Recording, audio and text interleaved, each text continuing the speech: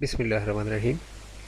दोस्तों, एक नोटिस जो है अमेंडमेंट ऑफ असेसमेंट का शो काज नोटिस एक साहिब को रिसेंटली मौसूल हुआ और बेसिकली उन्होंने कोई प्रॉपर्टी अपनी जो थी 20-25 लाख रुपए की वो छुपाई हुई थी, जो कि इनकम टैक्स रिटर्न में एसेट्स में उन्होंने शो नहीं की थी। तो इस वजह से ये जो है अमेंडेड असेसमेंट जो है उनके अगेंस्ट जो है इसकी स्टार्ट की गई इंक्वायरी। और इसके अंदर इम्पॉर्टेंट चीज़ ये है कि हाउस होल्ड एक्सपेंसेस जो हैं, फ़र्स्ट टाइम मेरी नज़र में ऐसा नोटिस आया है कि जिसमें हाउस होल्ड एक्सपेंसेस की भी पूछताछ एफबीआर कर रहा है। ये जो येलो हाईलाइट किया हुआ है, you are also requested to please provide the detail of household expenses along with utility bills to authenticate your personal expenditure.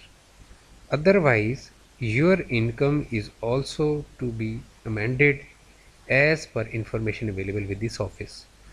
तो इसमें एक तो चीज़ ये है कि पर्सनल एक्सपेंसेस की डिटेल्स मांगी गई हैं अलॉन्ग विथ यूटिलिटी बिल्स। जितने भी यूटिलिटी बिल्स हैं, बिजली के, गैस के या सीवरेज के, वो आपने साथ इसके प्रोवाइड करने हैं। और हाउस होल्ड एक्सपेंसेस की डिटेल्स भी देनी है कि मेरी हाउस होल्ड एक्सपेंसेस इतने उस साल में खर्च हुए हैं। तो एक ये नई चीज़ है। आई होप कि आप लोगों के लिए भी एक न्यू चीज़ होगी कि हाउस होल्ड एक्सपेंसेस के बारे में भी एफबीआर पूछताछ कर सकता है और कर रहा है। अच्छा, इसमें अब कानून शहादत का जो है आर्टिकल 117 उसको इस्तेमाल किया गया है, कानून शहादत ऑर्डर 1984।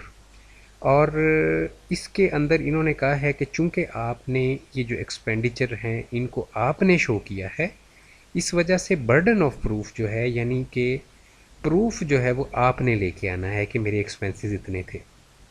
ठीक है, यानी बर्डन ऑफ प्रूफ जो है वो कस्टमर के ऊपर है या उस बंदे के ऊपर है जिसने रिटर्न फाइल किया है। ठीक है, तो ये चीज़ भी एक बिल्कुल न्यू है कि अब ये जो बर्डन ऑफ प्रूफ है इसी पर्सन पे है।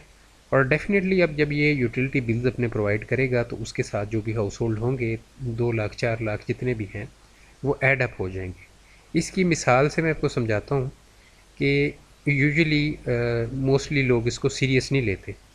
तो अब एक बिज़नेसमैन है, खाते पीते घराने से है, उसने अपने टोटल जो एक्सपेंसेस शो किए हुए हैं, हाउस होल्ड एक्सपेंसेस, वो हैं जी 2 लाख रुपए। ठीक है जी, 2 लाख रुपए उसने एक्सपेंसेस शो किए थे। अब जब एफबीआर देखता है कि इसके जो रेजिडेंशियल कनेक्शन इसके नाम पे बिजली के हैं, सिर्फ रेजिडेंशियल कनेक्शन जो बिजली के इसके नाम पे हैं, जो मीटर हैं बिजली के इसके घर के ऊपर, उनके जो बिल है वो है जी 11 लाख रुपए। ठीक है जी, 11 लाख रुपए। तो 11 लाख रुपए बिल होने का क्या मतलब है? इसका मतलब है कि इस बंदे की इनकम ज़्यादा थी, इसने अपने एक्सपेंसेस कम शो करके इनकम भी कम शो की है। ठीक है, इससे क्या क्लियर होती है बात कि इस बंदे ने अपने एक्सपेंसेस कम शो करके तो इनकम को भी कम शो किया था ताकि इनकम के ऊपर इसको टैक्स ना देना पड़े।